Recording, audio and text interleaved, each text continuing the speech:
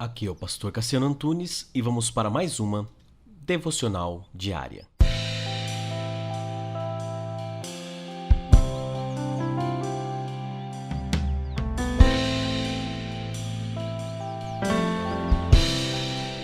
Celina Hastings foi condessa de Huntington. Ela foi uma líder, uma mulher extraordinária. Você que lembra de um pouquinho da história, ela foi correspondente de George Whitefield e John Wesley. Ela nasceu em 24 de agosto de 1707, na Inglaterra, e a sua história é inspiradora e maravilhosa. Ela era casada com Theophilus e com ele teve 7 filhos, e 4 deles morreram ainda bem jovens. A Lady de Huntington, como era conhecida, foi considerada estrela de primeira grandeza no firmamento do Evangelho e ocupou um lugar importante na história dos metodistas. Ela era uma mulher audaz, ela acompanhava e inspecionava a construção de igrejas e capelas e determinava quais eram as necessidades dessas. E era notável também que ela liderava muitos homens que às vezes eram hábeis ou tão hábeis quanto ela, mas não por causa de algo eclesiástico ou por causa do seu cargo, mas pela sua firmeza e pelo seu amor pelas coisas e pelo reino de Deus é que ela conquistou esse espaço de liderança. O fato dela ser mulher apenas a privou daquele sucesso masculino da época, porém, ela, segundo a história, não almejava essas coisas. Mesmo sendo parte da corte, os que com ela conviveram afirmavam que muitas vezes se esqueciam do seu título de nobreza, porque ela era uma pessoa muito humilde, que exalava por onde passava o seu desprendimento por coisas materiais. Muitos desses homens acusavam Celina de ser uma extremista em suas lides religiosas, junto com diversos outros pregadores.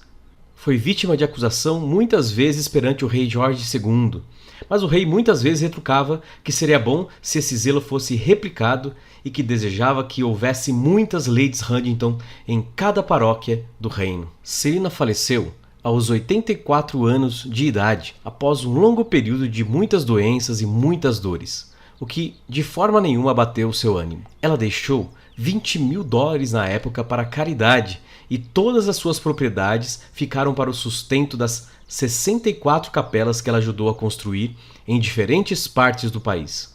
Acredita-se que não houve outra mulher na história da igreja com tamanho poder eclesiástico que, se ela tivesse nascido homem, sua influência então seria muito maior, já que na época as mulheres não eram tão valorizadas assim. Sua morte foi coroada com a serenidade e a esperança que nortearam a sua vida.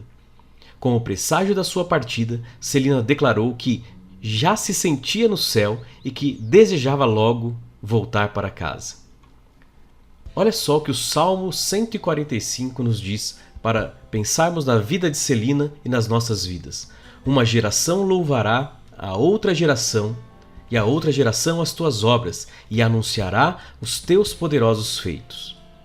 Olha que interessante, o legado da condessa Celina foi expressivo, foi singular, e muito que ela fez proporcionou o avanço do Evangelho, da propagação do Evangelho. Ela administrou capelas, ela fundou uma faculdade de teologia e o que a motivou foi a afeição que ela tinha pelas almas e zelo por Deus. A história dela nos ensina que nós podemos não ficar ricos, não ficar influentes como nós achamos que deveria ser, e mesmo assim deixar um grande legado espiritual, muito mais do que o material, um legado espiritual. Podemos também ser ricos em bens, conhecimentos e ainda assim não deixar legado algum.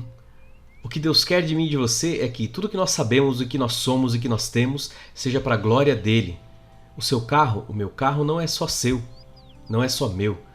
O meu carro e o seu carro deveriam ser para a glória de Deus. O meu conhecimento e o seu conhecimento devem ser para a glória de Deus. O Evangelho não pode ser comercializado. O Evangelho de Jesus não é, ou melhor, não está à venda. O fator de diferença é o nosso temor a Deus, algo que Condessa deu provas de ter de sobra. Quando tememos a Deus e somos submissas a Ele, o Senhor nos capacita para grandes coisas. Como cristãos, Que esse legado possa ser cada vez maior, porque não existe legado maior que nós podemos deixar.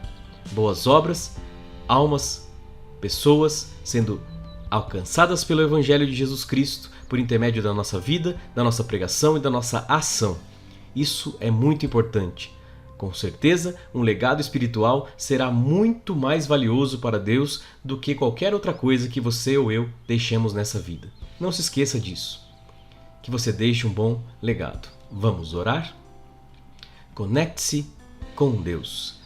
Senhor Deus e Pai, em nome de Jesus, pedimos que o Senhor nos ajude a ser como Celina foi, como a Lady de Huntington foi.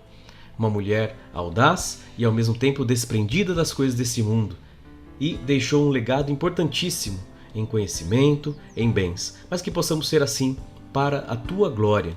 Ajuda-nos a deixar bons legados. Essa é a minha oração em nome de Jesus. Amém e amém.